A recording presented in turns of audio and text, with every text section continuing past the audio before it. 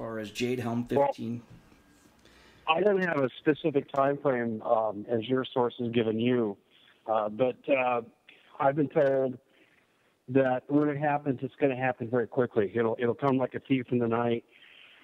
When they come do the extractions of people that they want to get out of the way, they can't have people warning each other. So they have to coordinate these extractions.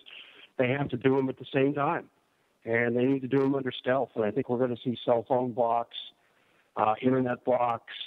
I think we'll see a temporary suspension of communications during that time. So I can't call you, and you can't call Jim White and warn, hey, the enemy is at the gate, and they're coming in through the door. So that's one thing I know that's coming, and I happen to have had several conversations with my sources through the years that when they come do the extractions always precede martial law. And when they come do the extractions, what kinds of people they're going to be looking for. And I published today in my article, a pretty comprehensive list, but not an exhaustive list. There's a lot more that I could have added. But effectively, they're looking for people who can organize, and particularly organize militarily. If you're a veteran and you've got counterinsurgency skills because you've been a 3-tour duty veteran in Afghanistan and Iraq, you know how counterinsurgency works because you've been fighting against it for a very long time. So your skills would be invaluable in playing the other side of the fence and helping American citizens fight back and using guerrilla warfare tactics, counterinsurgency. So those are people they're going to want to extract. They're also going to want to extract military leadership with combat experience and people that could basically administrate an army. It's one thing to raise a crowd to fight. It's another thing to go into the next step and be an organized fighting force. And a good number of those 260-plus command officers that Obama fired have skills. They have combat skills, but they also have military unit organizational skills that are invaluable. Those people will be targeted. Now, a lot of people think that people like you and I will be targeted very quickly, and I really don't think so, because if they want to just get us out of the way, all they got to do is pull the plug on the internet, block communications. Now, there's an exception to that. The caveat is this. You don't have to listen to Steve Quayle very long or Doug Hagman very long to know that they have extensive contacts. Those people are just as dangerous as the contacts because they know basically dangerous information. So I do expect some members of the media to be at the front line of extractions, but not most of them. Because I have really good military sources, I fully expect to be targeted. And so the key, Jason, is this. How do you recognize when this is going to go live?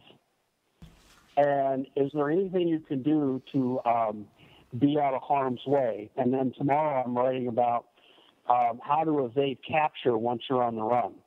And you have to have a full understanding of the technology, and I'm going to be going through that tomorrow. But the article I wrote today basically asked the question, are you on the Jade Helm red list? And the list I just ran off here is not comprehensive, but it's a good indicator. If you're to lead people, and you have the ability to lead people into action and make them act, then you will be a target. You can count that. You'll be in the first wave, phase one. So I think Jason, what we're ultimately looking at is once you determine if you're a target or not, most of you will certainly be a phase 2 target. And I should probably mention this. I didn't talk about this again too much in depth in the article because I've mentioned it so many times before. But all of us have a threat matrix score from the NSA. And no one knows, what that score is or when you cross the line to where you're dangerous to your government. And you know as well as I do, they have color-coded it red and they've color-coded it blue. Phase 2 would be blue, and they want to get people out of the way. So if you say, well, okay, I'm not a military leader, I don't have counterinsurgency skills, I don't have high-level contacts, okay, I'm probably not a phase 1 guy, and you might be right. But phase 2 will be just as deadly because as soon as they get the leaders out of the way, phase 2 will be about mass relocation.